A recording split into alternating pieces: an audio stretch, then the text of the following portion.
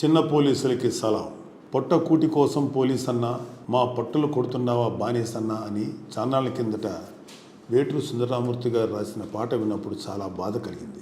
బానిసన్న అనే పదం ఇబ్బంది అనిపించింది. ఎందుకంటే మా నాన్నగారు కూడా యూనిఫామ్ సర్వీస్ నుంచి వచ్చిన వాడే. కవి ఏ ఉద్దేశంతో రాశారో కానీ నేడు పులివెందుల పెత్తందారు అతని బ్యాచ్ మాత్రం పోలీసుల్ని బానిసల్లాగే చూస్తుంది.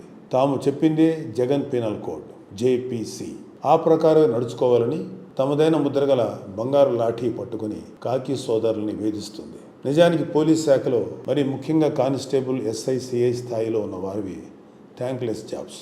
దొరగారు స్థాయిలో ఉన్న పెద్ద పోలీసులు చెప్పిన ప్రకారం చేయాల్సిందే. బందోబస్తు చేసినా, విచారణ చేసినా, ఏం చేసినా ముందుగా జనంతో మాటలు పడేది చిన్న పోలీసులే. పైవాళ్లు వారిపైన ఉన్న పెత్తందారుల నుంచి తిట్లు, చివాట్లు, పనిష్మెంట్లు తప్పవు. మనం ఇంట్లో అన్ని పండుగలు చేసుకుంటాం. న్యూ ఇయర్ సెలబ్రేషన్స్ నుంచి దీపావళి వరకు ప్రతి ఈవెంటు, పండగ మనం వదులుకోం కదా. మరి ఎప్పుడైనా పోలీసుల గురించి ఆలోచించారా? వారికి ఉగాదులు, ఉషస్సులు ఉన్నాయా? పోలీసులకి పండగలు, పబ్బాలు ఉండవు. ఇంట్లో శుభకార్యమైనా, ఏదైనా ఇబ్బంది కలిగినా సెలవు పెట్టి కుటుంబ బాధ్యతలు చూసుకోలేరు. ఎండైనా వానైనా, ఎంత అర్ధరాత్రి అయినా ఉరుకులు పరుగులు పెట్టాల్సిందే. ఇవన్నీ వారి డ్యూటీలో పార్ట్ అని చెప్పేయడం సులభమే. కానీ పోలీసుల మీద వైసీపీ పెత్తందారులు, అతని గోండా బ్యాచ్ స్వారీ చేయడం గురించి ఒకసారి తెలుసుకోవడం చాలా అవసరం. రాష్ట్రంలో 70,000 మంది దొరతనం కేటగిరీలోకి రాని చిన్న పోలీసులు ఉన్నారు. పులివెందుల పులకేశి గారు వచ్చాక వారి బతుకులు దుర్భరం అయ్యాయి. సదరు పులకేశి గారికి నచ్చిన వాళ్ళు, ఆయన తైనాతీలకు అనుకూలంగా లేని వాళ్లను వేధించడానికి పోలీస్ స్టేషన్లను కేంద్రాలుగా చేసుకున్నారు. కానిస్టేబుళ్లు, ఎస్ఐలు, సిఐలను వైసీపీ వాళ్ళు తమ చేతికర్రలుగా మార్చుకున్నారు. తప్పుడు కేసులు పెట్టిస్తూ, లాకప్లో చిత్రహింసలు పెట్టిస్తూ వాటి వీడియోలు లైవ్లో చూసి వికృతానందం పొందుతున్నారు వైసీపీ ఎమ్మెల్యేలు. లోకల్ పోలీస్ స్టేషన్లో జరిగే పంచాయతీలను ఎమ్మెల్యేలు లైవ్లో చూస్తుంటే, సిఐడి స్టేషన్లో వేధింపులు, బాధుడిని ప్యాలెస్లో పెద్దలు చూసి వికటాట్టహాసం చేస్తున్నారంట. వికటాట్టహాసాలు చేస్తూ వికృతానందం పొందే ఈ వైసీపీ బ్యాచ్ వల్ల మాటలు పడేది, క్రమశిక్షణా చర్యలకు బలయ్యేది చిన్న పోలీసులు. చిన్న పోలీసులతో అడ్డమైన పనులు చేయించే ఉన్నతాధికారులకు ఏమీ పోదు. వాళ్ళు చక్కగా శనగలు తిని చేతులు కడుక్కుంటారు. ప్రజల దృష్టిలో పోలీస్ అంటే కానిస్టేబుల్, ఎస్ఐలు. ఎందుకంటే వాళ్ళకి కళ్ళ ముందు కనిపించేది ఎక్కువగా వాళ్లే కాబట్టి. అందుకే ప్రభుత్వం మీద కోపాన్ని కూడా వీరి మీద చూపిస్తుంటారు. ఇన్ని ఇబ్బందులు పడుతున్న చిన్న పోలీసులను సైతం జగన్ ఇన్ని రకాలుగా ఏడిపిస్తూ వంచిస్తున్నాడో మీరు ఎప్పుడైనా ఆలోచించారా? ఒకసారి వినండి. జీతాలు పెంచడంలో, సిపిఎస్ రద్దులో ఉద్యోగులందరినీ ఎలా మోసం చేశాడో పోలీసులను కూడా జగన్ అలాగే ముంచేశాడు. పోలీసు అన్నలు, నేను రాగానే మీ అందరికీ వారానికి ఒకరోజు సెలవు ఇచ్చేస్తాను అని తీయగా ఎన్నికలకు ముందు చెప్పాడు. మీ వీక్లీ ఆఫ్ ఫైల్ మీద సంతకం కూడా పెట్టేశానని కుర్చీలో కూర్చున్నాక చెప్పాడు.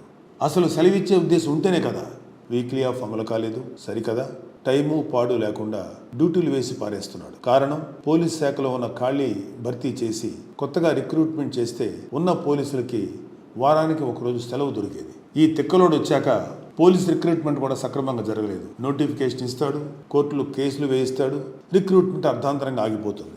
6,500 పోలీస్ పోస్టులు భర్తీ చేసి ఉంటే ఖచ్చితంగా పోలీసులకు సెలవు పెట్టుకునే వీలు సిక్కేది. ఈ మహానుభావుడు సరిగా రిక్రూట్మెంట్ చేస్తేనే కదా. స్టాఫ్ లేరు కాబట్టి డబుల్ డ్యూటీనో, ట్రిపుల్ డ్యూటీనో చేసినా ఏం ఉపయోగం? కనీసం ప్రభుత్వం నుంచి రావాల్సిన జీతాలు టైంకు రావు.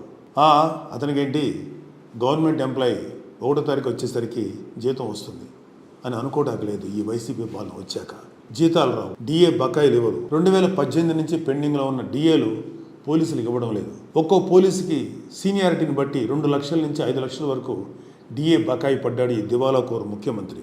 పోలీసులకి రౌండ్ ద క్లాక్ డ్యూటీ కాబట్టి వాళ్ళకు ఉన్న సెలవులను ప్రభుత్వానికి సరెండర్ చేస్తారు, వాటికి డబ్బులు ఇస్తారు. పోలీసులకు సెలవులు లేవు, వాటిని ప్రభుత్వానికి సరెండర్ చేసిన డబ్బులు ఇవ్వడం లేదు. పోలీసులు ఇదేమీ ఆఫీసులో కూర్చొని చేసే ఉద్యోగం కాదు కదా. స్టేషన్ పరిధిలోనూ ఒక్కోసారి ఎక్కడికో బందోబస్తుకో, కోర్టు పై మీద తిరుగుతూ ఉంటారు. వారికి ట్రావెలింగ్ అలవెన్స్ నెలకి 2,000 రూపాయలు ఇస్తారు. ఈ ప్రభుత్వం ఆ అలవెన్స్ను కూడా నిలిపేసింది.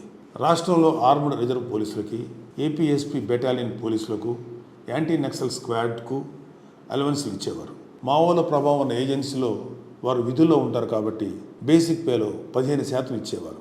గత ఏడాది జీవో ఇచ్చినా బేసిక్ పే ఇవ్వలేదు.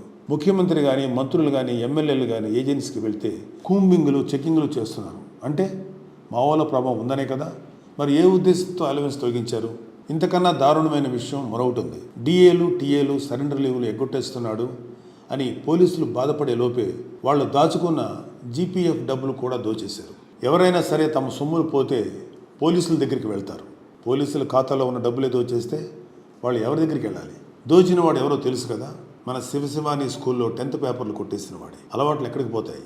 పోలీసుల జీపీఎఫ్ ఖాతాల్లోంచి మళ్లించేసిన మొత్తాలు 1 కోటో 2 కోట్లో కాదు, అక్షరాల 1100 కోట్లు. పోలీసులు తమ కుటుంబ అవసరాలకు, పిల్లల చదువులకు, పెళ్లిళ్లకు, వైద్యానికో దాచుకుంటూ ఉంటారు. ఆ మొత్తాన్ని తీసుకోవడానికి కూడా అవకాశం లేకుండా చేశారు. పోలీసులను ఆర్థికంగా ఇబ్బంది పెడుతున్న ఏలిన వారు కాకి సోదరుల ఆరోగ్యాలను కూడా కుదేలు చేస్తున్నారు. 80% మంది పోలీసులు బీపీ, షుగర్ లాంటి దీర్ఘకాలిక వ్యాధులతో బాధపడుతున్నారు.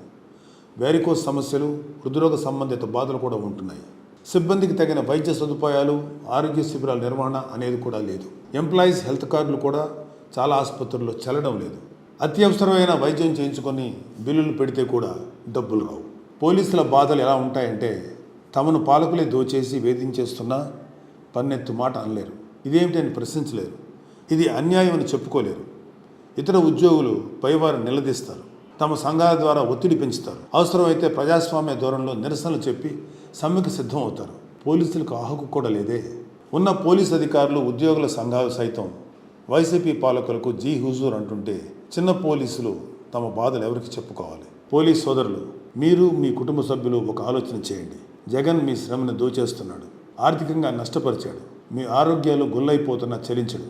పైగా మీతో తన రాజకీయ అవసరాలకు తగ్గట్టు పని చేయిస్తున్నాడు. రేపటి రోజున ఏవైనా కేసులు వస్తే పోలీసులు ఇబ్బంది పడేలా తాడేపల్లి తానేషా, అతని వంది మాగదులు అధికారంలోకి వచ్చిన తొలి రోజు నుంచి పనిచేస్తున్నారు. గ్రహించండి.